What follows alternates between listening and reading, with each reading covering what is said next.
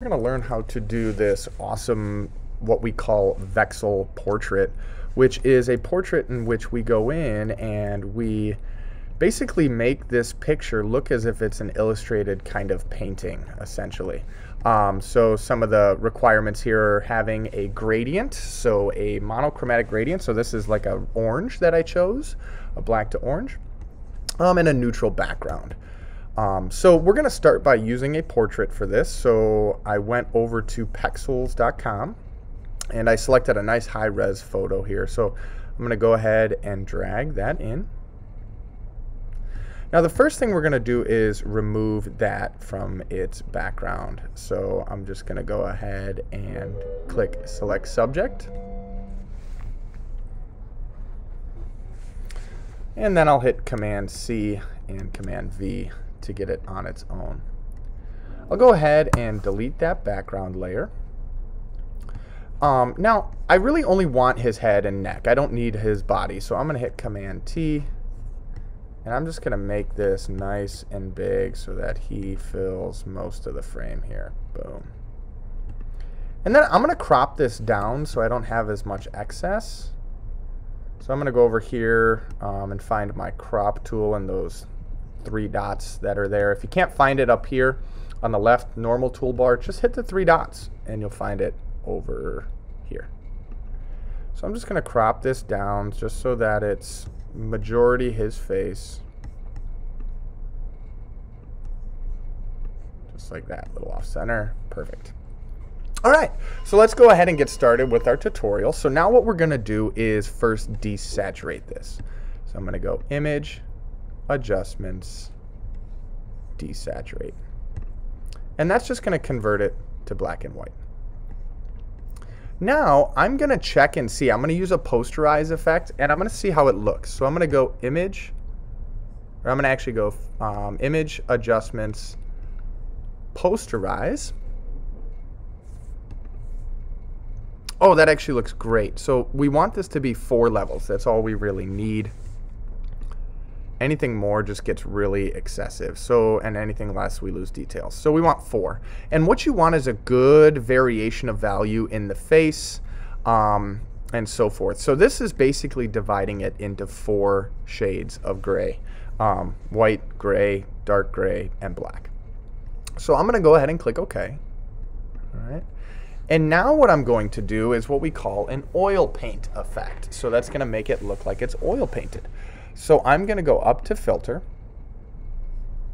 I'm going to go to Stylize. And I'm going to go to Oil Paint. And click that. Now a menu is going to pop up. Might take a second. Might get the little beach ball. Okay. Just going to zoom out so you can see. So if you look in the face here, I already have all my presets set up.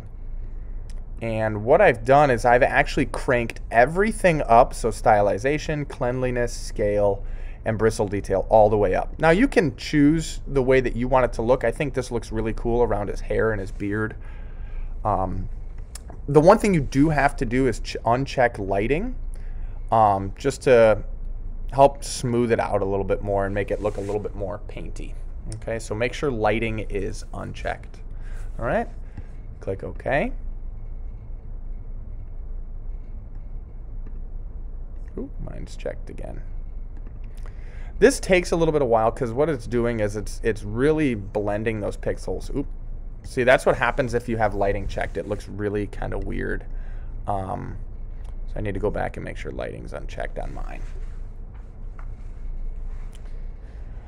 Again, just want to make sure that that oil paint is good. All those meters are all the way up. Lighting is unchecked. And click OK. There we go. Now what we're going to do is we're going to go in and we're going to do a cutout. So we're going to go up to Filter, Filter Gallery. There's my face. So I'm going to choose Cutout. I'm going to make the number of levels 8. And I'm going to leave the edge simplicity around 3 and the fidelity around 2. Then I'm going to go ahead and click OK. Awesome. So we're pretty much right there. All we need to do is add our color and our background, and we're done. So to add our color, we're actually going to do something pretty simple. We're going to go to our black and white cookie down here in the bottom.